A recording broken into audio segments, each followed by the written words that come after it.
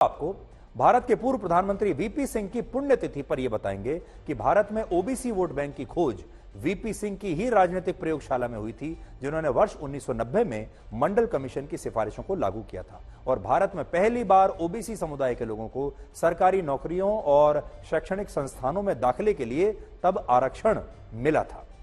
यहां बड़ी बात यह है कि ओबीसी वोट बैंक की खोज करने वाले वीपी सिंह का जन्म इलाहाबाद के एक राज परिवार में हुआ था और वो राजपूत थे और अगड़ी जाति से थे, लेकिन उन्होंने अपनी राजनीति को एक नई धार देने के लिए ओबीसी वोट बैंक की ऐसी खोज की जिसने कई नेताओं का राजनीतिक करियर बना दिया।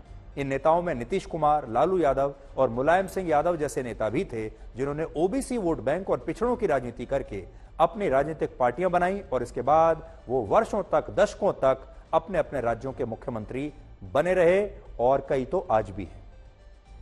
मंडल कमीशन की सिफारिशों को लागू करने की वजह से वीपी सिंह का काफी तब विरोध हुआ था और इस वजह से 11 महीनों में ही उनकी सरकार भी तब गिर गई थी और वीपी सिंह को यह देश और इस देश की राजनीति ने हमेशा के लिए भुला दिया था और वो एक गुमनामी में चले गए थे। लेकिन आज हम आपको ये खबर क्यों दिखा रहे हैं? आज जब वीपी सिंह की पुण्यतिथि है, तब हमारे देश के कुछ नेताओं को अचानक से उनकी याद आई और तमिलनाडु के मुख्यमंत्री एम.के. स्टालिन ने अपने राज्य में उनकी एक नई प्रतिमा का अनावरण किया और उत्तर प्रदेश के पूर्व मुख्यमंत्री अखिलेश यादव भी इस कार्यक्रम में वीपी सिंह के परिवार के साथ आज शरीक हुए, शामिल हुए। यह सवाल आपके मन में भी होगा कि आखिर तमिलनाडु के मुख्यमंत्री एम.के. स्टालिन को वीपी सिंह की आज क्यों याद आई और क्यों जरूरत पड़ी?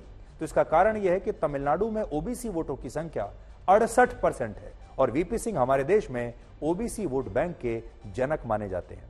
वर्ष 1990 में जब वीपी सिंह ने मंडल कमीशन की सिफारिशों को लागू किया, उस समय भी तमिलनाडु में डीएमके की सरकार थी और डीएमके ने वीपी सिंह को अपना पूरा समर्थन दिया था और एम.के. स्टालिन के पिता एम. करुणानिधि ने वीपी सिंह को अपना भाई बताया था और मंडल कमीशन की सिफारिशों को लागू करने के लिए तमिलनाडु की विधानसभा में एक विशेष प्रस्ताव तब पारित किया था। कुल मिलाकर कहानी यह है कि तमिलनाडु में 68% ओबीसी वोटर्स हैं, इसलिए एम.के. स्टालिन को वीपी सिंह की पुण्यतिथि पर आज उनकी याद सता रही है। हमारे देश में आज एक बार फिर से ओबीसी वोटों को लेकर राजनीति तेज है और जातिगत जनगणना का मुद्दा इसीलिए बहुत बड़ा बन गया है। इसलिए अब आप वीपी सिंह का नाम आगे भी ऐसे ही सुनते रहेंगे। इसलिए अब एक नाम आज पुराना हमारे देश के नेता निकाल कर लाए हैं और वो नाम है वीपी सिंह का। हमें लगा कि हम आज ही आपको बता दें कि अब आने वाले महीनों में आपको वीपी सिंह का नाम, आपको वीपी सिंह की तस्वीरें अक्सर नजर आने वाली है।